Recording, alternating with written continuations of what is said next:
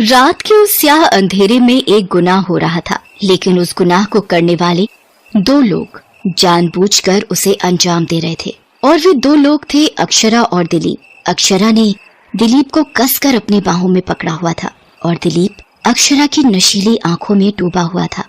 अक्षरा, जी करता है तुम्हारी आंखों में इसी तरह ताउम्र देखता रहूं और डूब जाऊं इनमें हमेशा हमेशा के लिए। दिलीप, मैं भी चाहती हूँ कि तुम मुझे इसी तरह अपनी बाहों में जकड़े रहो और मैं सुध-बुध खोकर तुझ में समा जाऊं। उसके बाद वे दोनों एक दूसरे में समा गए, बिना ये सोचे, बिना ये समझे कि वे दोनों किसी को धोखा दे रहे हैं, किसी के विश्वास का खून कर रहे हैं। और वो जिसे धोखा दे रहे हैं वो कोई और नहीं, अक्षरा की अपनी सगी बहन और दिलीप की पत्नी सुप्रिया थी। दिलीप, दीदी को पता तो नहीं चल जाएगा? अक्षरा, प्यार किया तो डरना क्या? लेकिन शादीशुदा से प्यार करना तो गलत है ना दिलीप? ठीक है, फिर चली जाओ मुझे छोड़कर। यही तो नहीं कर सकती, अब मैं तुम्हारे बिना नहीं जी सकती। ये कहकर अक्षरा ने एक बार फिर से दिलीप को जोर से गले लगा लिया। दोनों की सांसें एक दूसरे से टकरा रही थीं और धोखे की बुनियाद पर एक नाजायज प्यार पल रहा था। अपने घर में चल रही इन सब बातों से अनजान सुप्रिया अपने कमरे के बिस्तर पर लेटी हुई थी और अपने पेट पर हाथ रखकर किसी से बातें कर रही थी।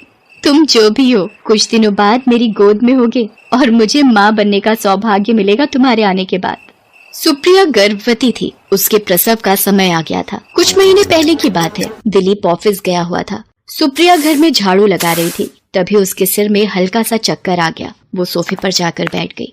मेरा सिर इतना क्यों चकरा रहा है? कुछ देर बाद उसके पेट में हल्का दर्द उठा और उसे उल्टी आने लगी। वो भागी भागी बेसिन के पास गई और उल्टी किया।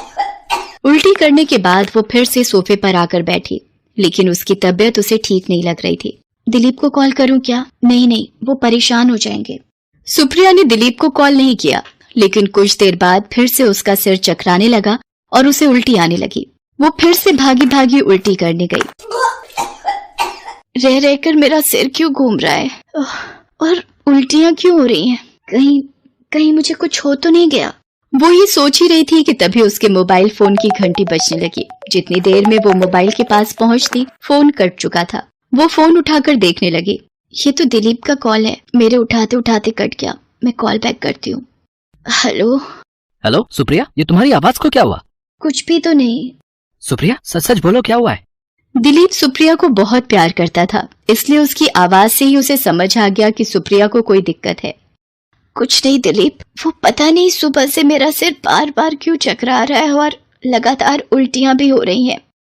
अरे, तुम्हारी तबीयत ठीक नहीं है तो तुमने मुझे कॉल क्यों नहीं किया?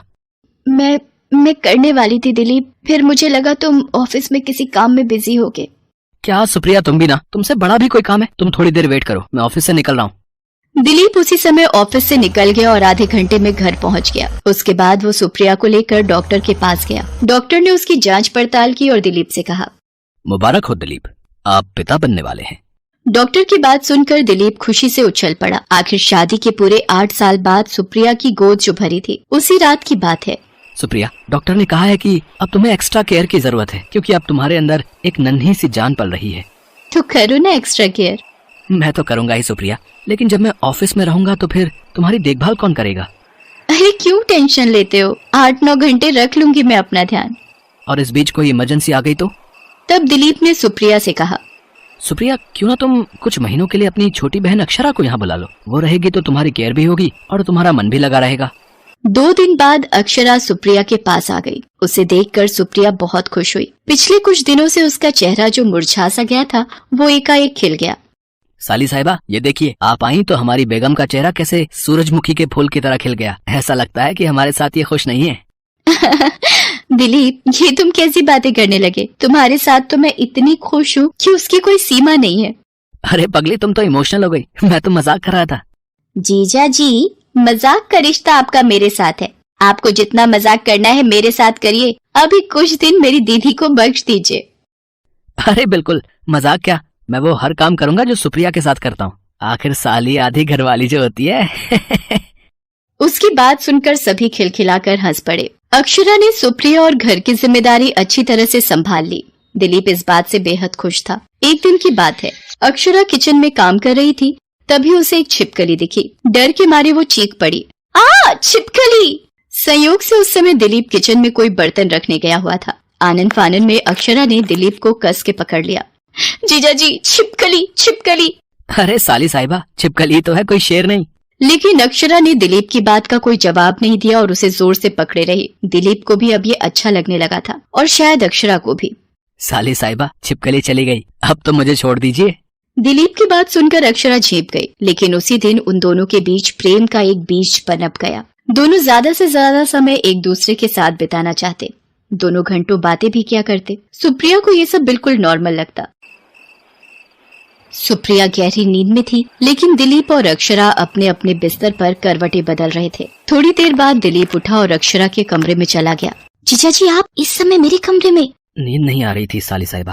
तो मैं क्या कोई नींद की गोली हूँ जो मेरे पास आ गए? नींद की गोली तो नहीं, लेकिन एक सुकून है तुम में। तेरे पास बैठना, बातें करना, शायद दुनिया में इससे प्यारा अब मुझे कुछ भी नहीं लगता है। अक्षरा, पता नहीं मुझे ऐसा क्यों लगने लगा है कि मैं तुमसे प्यार करने लगा हूँ। दिलीप की बातों को सुनकर अक्षरा जरा सा भी नहीं चौंकी, क्योंकि वो खुद भी दिलीप यानी अपने जीजा जी के लिए वैसा ही महसूस करने लगी थी। जीजा जी, ये तो आप मेरे दिल की बात बोलने लगे हैं। मैं भी आपके लिए ऐसा ही महसूस करती हूँ। आई लव यू जीजा जी। जीजा जी नहीं, दिलीप बोलो। उस दिन उन दोनों ने सारी सीमाएं लांघ दी और फिर तो ये सिलसिला चल निकला।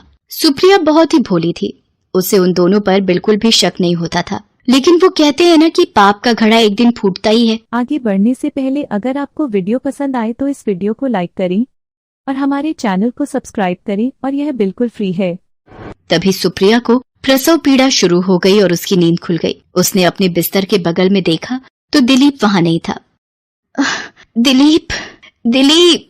लेकिन दिलीप तक सुप्रिया की आवाज नहीं पहुंची। वो बेचारी खुद से उठी और बाहर निकली। तभी उसे दूसरे कमरे से दिलीप और अक्षरा की धीमी धीमी हंसी की आवाज आई। वो धीरे धीरे कदमों से दूसरे कमरे की ओर बढ़ी और उसने अपनी बहन और अपने पति को पहली बार उस अवस्था में देख लिया जिसके बारे में वो सपने में भी नहीं सोच सकती थी। उसे देखकर सुप्रिया को गहरा सदमा लगा। दिलीप, अक्षरा, क्या है ये? क्या है? तुम दोनों क्या कर रहे हो?